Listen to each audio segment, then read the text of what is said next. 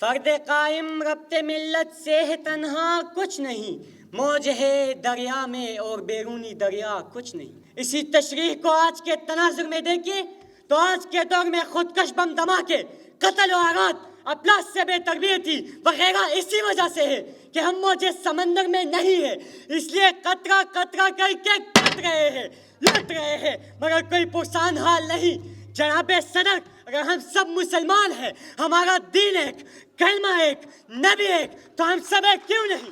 ضمیر جاگ جاتا ہے اگر زندہ ہو اقبال، ضمیر جاگ جاتا ہے اگر زندہ ہو اقبال، کبھی گناہ سے پہلے تو کبھی گناہ کے بعد۔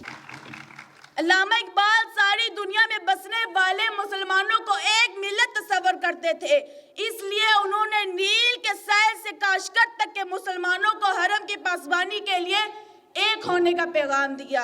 ایک ہوں مسلم حرم کی پاسبانی کے لیے، نیل کے ساحل سے لے کر تابو خاکے کاشغر، بتانے رنگ و بو کو توڑ کر ملت میں گم ہو جا، نہ ترانی رہ باقی، نہ ایرانی نہ افغانی۔